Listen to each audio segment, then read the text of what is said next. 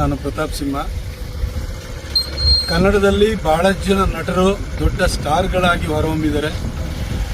ಆದರೆ cult following ಯಾರಿಗಾರಿದೆ ಅಂತ ಹೇಳಿದ್ರೆ ಅದು Darshan, one and only Darshan ಅವರಿಗೆ ಮಾತ್ರನೇ ಆ ಥರ ಕಲ್ಟ್ ಫಾಲೋಯಿಂಗು, ಭಯಂಕರ ಹುಚ್ಚು ಅಭಿಮಾನ ಇರುವಂತಹ ಫ್ಯಾನ್ಸು ದರ್ಶನ್ ಅವರಿಗೆ ಇರುವಂಥದ್ದು. ಅವರ ಮೆಜೆಸ್ಟಿಕ್ಕು, ಕರಿಯ ಆ ಕಾಲದಿಂದಲೂ ಕೂಡ ಅವರ ಎಲ್ಲ ಸಿನಿಮಾಗಳನ್ನ ನೋಡ್ಕೊಂಡು ಬಂದಿದ್ದೀನಿ. ಅವರ ಕೆಂಚಾಲೋ ಮಂಚಾಲೋ ಆ ಟೈಮ್ ಒಳಗಡೆ ರೇಜ್ ಆಗಿತ್ತು ನಮ್ಮ ಎಲ್ಲ ಫಾರ್ಮಾಟಿವ್ ಡೇಸಲ್ಲಿ. ಹಾಗೆ ದರ್ಶನ್ ಅವರ ಅಭಿಮಾನಿಗಳಲ್ಲಿ ನಾನು ಒಬ್ಬ.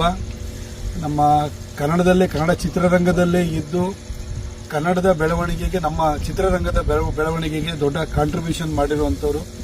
ಅವರ ದಿ ಡೆವಿಲ್ ಸಿನಿಮಾ ಡಿಸೆಂಬರ್ 11ನೇ ತಾರೀಕು ಅಭಿಮಾನಿಗಳ ಒತ್ತಾಯದ ಮೇರೆಗೆ ಪ್ರದರ್ಶನವನ್ನು ಕಾಣ್ತಾ ಇದೆ. ಅದು 12ನೇ ತಾರೀಕು ರಿಲೀಸ್ ಆಗಬೇಕಿತ್ತು. ಅಭಿಮಾನಿಗಳ ಒತ್ತಾಯದ ಕಾರಣಕ್ಕೋಸ್ಕರವಾಗಿ 11ನೇ ತಾರೀಕು ಗುರುವಾರನೇ ಪ್ರದರ್ಶನವನ್ನು ಕಾಣ್ತಾ ಇದೆ. ಅವರೆಲ್ಲ ಫ್ಯಾನ್ಸ್ಗಳ ಪ್ರೀತಿ, ಕರ್ನಾಟಕ ಜನರ ಪ್ರೀತಿ ಈ ಸಿನಿಮಾವನ್ನು ಗೆಲ್ಲಿಸಲಿ ಅಂತ ಹೇಳಿ ನಾನು ಹಾರೈಸ್ತೀನಿ. ಹಾಗೂ ತಾಯಿ ಚಾಮುಂಡೇಶ್ವರಿಯ ಕೃಪೆ ದರ್ಶನ್ ಅವರಿಗೆ ಸಿಗಲಿ, ಈ ಸಿನಿಮಾ ಅದ್ಭುತವಾದಂಥ ಯಶಸ್ಸನ್ನು ಕಾಣಲಿ ಅಂತ ಹೇಳಿ ಪ್ರಾರ್ಥಿಸ್ತೀನಿ. ನಾನು ಪ್ರತಾಪ್ ಸಿಂಹ. ಕನ್ನಡದಲ್ಲಿ ಬಹಳಷ್ಟು ಜನ ನಟರು ದೊಡ್ಡ ಸ್ಟಾರ್ಗಳಾಗಿ ಹೊರಹೊಮ್ಮಿದ್ದಾರೆ. ಆದರೆ ಕಲ್ಟ್ ಫಾಲೋಯಿಂಗ್ ಯಾರಿಗಾರಿದೆ ಅಂತ ಹೇಳಿದ್ರೆ ಅದು Darshan, one and only Darshan ಅವರಿಗೆ ಮಾತ್ರನೇ ಆ ಥರ ಕಲ್ಟ್ ಫಾಲೋಯಿಂಗು, ಭಯಂಕರ ಹುಚ್ಚು ಅಭಿಮಾನ ಇರುವಂತಹ ಫ್ಯಾನ್ಸು ದರ್ಶನ್ ಅವರಿಗೆ ಇರುವಂಥದ್ದು.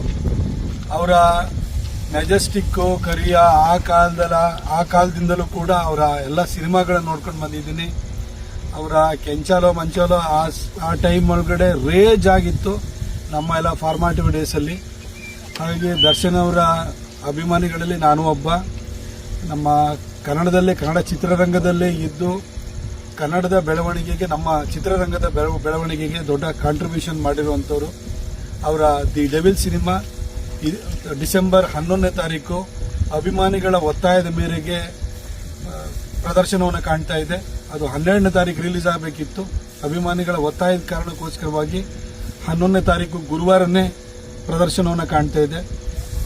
ಅವರೆಲ್ಲ ಫ್ಯಾನ್ಸ್ಗಳ ಪ್ರೀತಿ, ಕರ್ನಾಟಕ ಜನರ ಪ್ರೀತಿ ಈ ಸಿನಿಮಾವನ್ನು ಗೆಲ್ಲಿಸಲಿ ಅಂತ ಹೇಳಿ ನಾನು ಹಾರೈಸ್ತೀನಿ. ಹಾಗೂ ತಾಯಿ ಚಾಮುಂಡೇಶ್ವರಿಯ ಕೃಪೆ ದರ್ಶನ್ ಅವರಿಗೆ ಸಿಗಲಿ, ಈ ಸಿನಿಮಾ ಅದ್ಭುತವಾದಂಥ ಯಶಸ್ಸನ್ನು ಕಾಣಲಿ ಅಂತ ಹೇಳಿ ಪ್ರಾರ್ಥಿಸ್ತೀನಿ.